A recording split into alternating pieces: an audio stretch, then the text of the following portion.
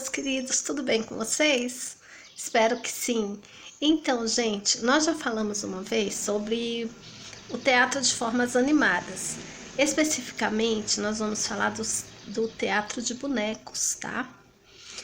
Então, vou passar um vídeo para vocês, uma pessoa assim especialista falando tudo sobre o teatro de bonecos. E depois, qual será a nossa atividade? Nós vamos fazer o nosso boneco, tá? Então, vocês poderão criar um personagem a partir de materiais que vocês consideram mais fáceis de encontrar aí na sua casa, uma caixa de leite, uma garrafa PET, uma meia velha, botões, alguma coisa para fazer olhinho, boca, tá? Então vamos nos divertir? Quero ver o que vocês vão aprontar, hein? Vamos criar os nossos bonecos de animação. Beijo! A TV Guia do Ator está prestes a levar você para mais um universo das artes cênicas, onde a imaginação e a brincadeira regem o trabalho do ator e onde o ator tem que abrir mão do seu ego para dar vida a objetos inanimados. Vamos te levar para o mundo do teatro de bonecos. Apesar de ter feito muito sucesso na TV brasileira nos anos 90, com programas como Castelo Rá-Tim-Bum e TV Colosso, entre outros, os bonecos ainda são uma vertente pouco explorada no meio teatral, o que significa uma ótima oportunidade de você desenvolver novos talentos e conhecer uma nova arte. Do Grupo Sobrevento, conversamos com o diretor Luiz André Cherubini, que contou um pouco da história dessa arte e alguns detalhes que diferem os bonecos e as técnicas utilizadas. Também entrevistamos os atores Magda Crudelli e Hugo Pique, que fizeram parte do elenco do programa Cocoricó da TV Cultura. Eles falaram sobre o uso de bonecos na TV e como você pode entrar para esse mercado. Confira!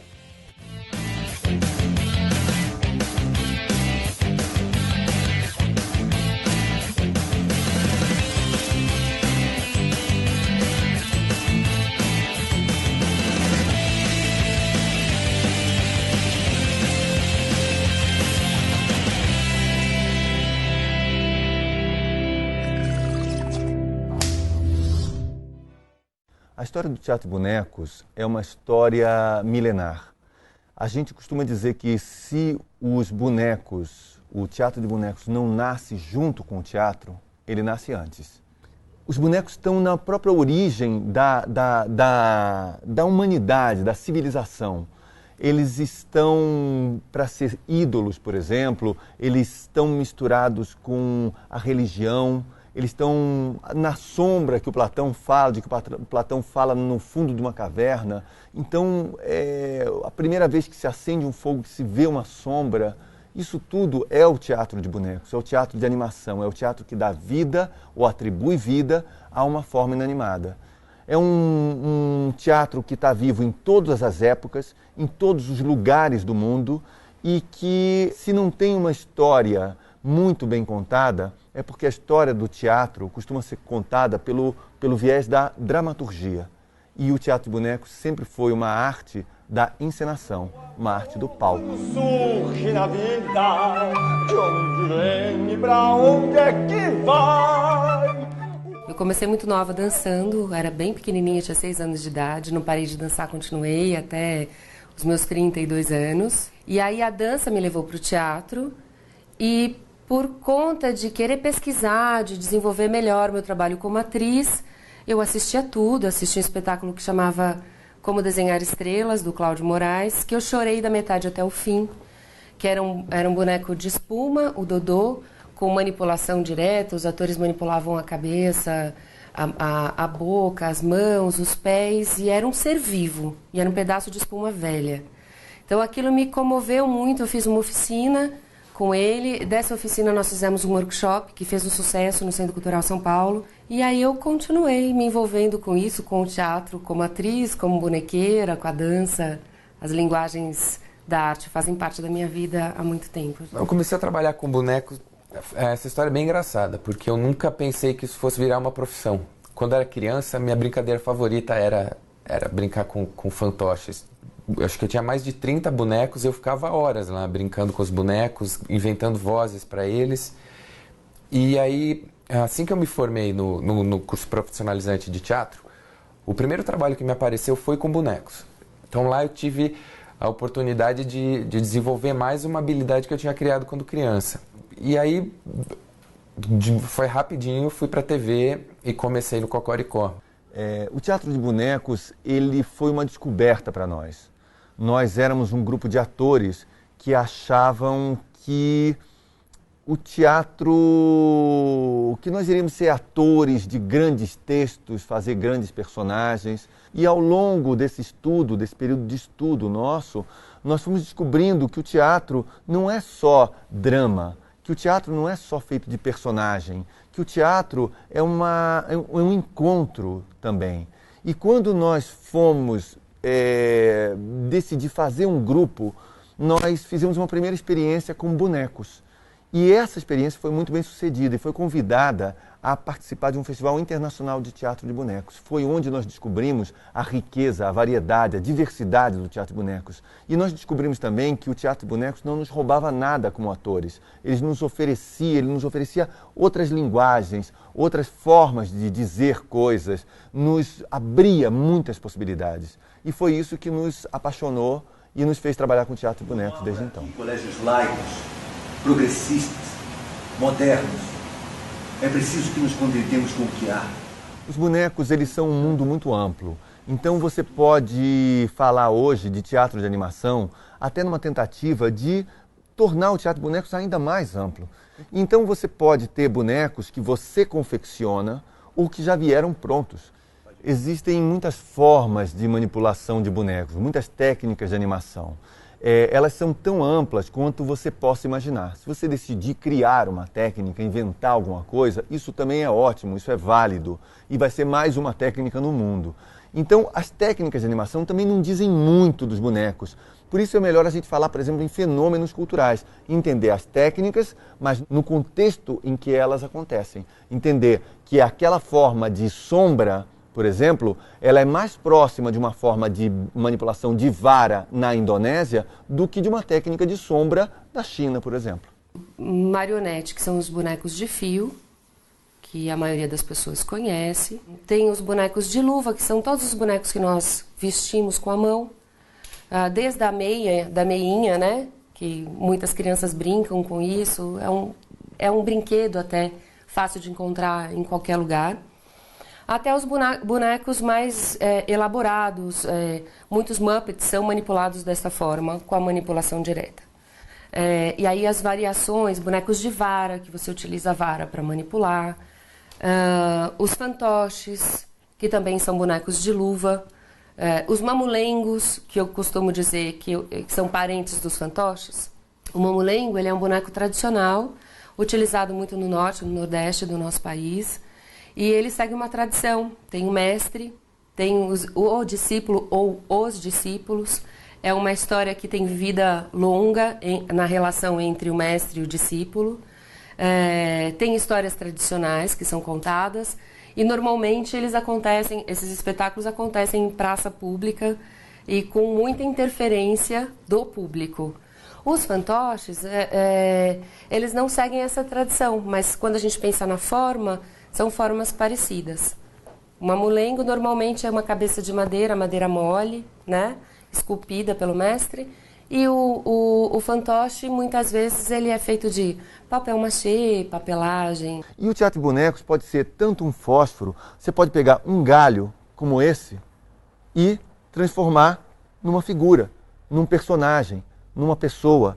Você tem um galinho, que é um pedaço de madeira, um toco de pau qualquer, e que de repente é uma pessoa que está muito bem deitada, refestelada, está assistindo alguma coisa, está olhando ou está descansando. Então, isso também é teatro de bonecos. Agora, às vezes, nós temos que trabalhar com bonecos como esses, por exemplo, que são bonecos de fibra de vidro. Então, essa confecção é uma confecção fruto de uma modelagem. Você modela, tira um molde e aí você faz, então, a peça em plástico, em fibra de vidro. E isso é uma técnica adaptada de manipulação, adaptada do teatro de bonecos japonês. Então, a gente chama essa técnica de manipulação direta, ou seja, um boneco está sendo manipulado sem o uso de varas, sem o uso de fios, ele está sendo manipulado diretamente pela mão do ator. Outros bonecos, como por exemplo esse, é um fantoche, mas é um fantoche chinês, vem também de uma forma de manipulação chinesa. Então, ele é um fantoche, como um fantoche normal, só que ele, por dentro, ele tem a cabeça que é muito larga, porque os chineses acreditam que quanto mais solto na mão, mais precisos vão ser os movimentos do boneco. E esse boneco pode, por exemplo, caminhar, ele pode chutar, ele pode virar de costas, ele pode botar as mãos às costas e sair, por exemplo, né? E ele pode até, em um momento de luta, até ser jogado para o alto e retomado na mão do manipulador. Então, isso são recursos que esse tipo de fantoche permite. É engraçado porque é um fantoche muito parecido com o que a gente tem, mas essa pequena mudança estrutural no boneco vai permitir a ele fazer coisas que um fantoche normalmente não faz. Bom dia, vovô. Bom dia, Lípio. Você não sabe, a Zazá disse que colocou no meu coxo cenouras gordinhas e coradinhas. Existe uma diferença em se manipular bonecos no teatro e bonecos na TV. Hoje a gente está mais acostumado a ver na televisão os bonecos em programas infantis, ou alguns que têm receita, de receita aí para dona de casa. Mas eu acho que isso vem muito dos Muppets, né? E eu acho que é o boneco que funciona melhor em vídeo, porque é fácil de manipular, fácil de se movimentar pelo set. A gente vê alguns outros tipos de manipulação. No Castelo Rá-Tim-Bum, por exemplo, as botas, elas são bonecos de cabo, eram com gatilho que eram manipuladas, não era direto na mão, como um puppet. O Topodígio, por exemplo, era um boneco que se utilizava de uma técnica que é antiquíssima no Japão, chamada bunraku. Uma pessoa faz os pés do Topodígio, outra pessoa faz os braços, outra pessoa faz, não sei se é nessa ordem, né? Mas outra pessoa faz a boca e a cabeça. É um tipo diferente de manipulação. Uma coisa que eu acho que é bem importante falar, que difere também o boneco da TV do boneco do teatro, é que muitas vezes o boneco do teatro não tem voz, ou só emite umas expressões, uns barulhinhos. E na TV, não, você precisa criar a voz, você precisa ser um criador da voz. E eu sou a Bel! Que bom que você está aqui na Vila Sésamo! E na TV eu acho que isso, tanto quanto a boa manipulação de você ter sync no lábio do boneco, eu acho que é 80% da construção de um personagem, de um boneco na TV. Se você não cria uma boa voz, não tem carisma nessa voz, você destrói um personagem. O boneco, ele não faz aquilo que você quer que ele faça. O boneco faz aquilo que ele é capaz de fazer, o que ele decide fazer. E você tem que se ater a isso. Você tem que respeitar as características do boneco. Você tem que jogar com isso. É como também, de uma certa forma, trabalhar com o ator. Você não pode forçar o ator para fazer aquilo que você quer dele. Você tem que saber o que aquele ator pode dar como artista para poder transformar aquele seu espetáculo no espetáculo que você sonha. Normalmente a gente trabalha a partir de um texto, estou dizendo o modo tradicional, né? No teatro, e aí você vai estudando os movimentos desse objeto, casando com a personalidade proposta, e no processo de descoberta de movimentação, muitas vezes surgem dados novos que compõem esse personagem. Claro que com o ator também existe esse processo de descoberta, né? Mas quando eu atuo como atriz, o objeto sou eu, né? É a minha imagem. Quando eu trabalho com os bonecos, toda essa energia, esse trabalho de consciência, ele é transposto para um objeto. Então exige um estudo, uma certa complexidade e acho que um casamento de pessoas para a criação desta personagem e a composição desta personagem. Então os bonecos eles acabam determinando aquilo que você vai fazer. Os personagens da sua história são os próprios bonecos. Os bonecos são aquilo, nasceram para aquilo.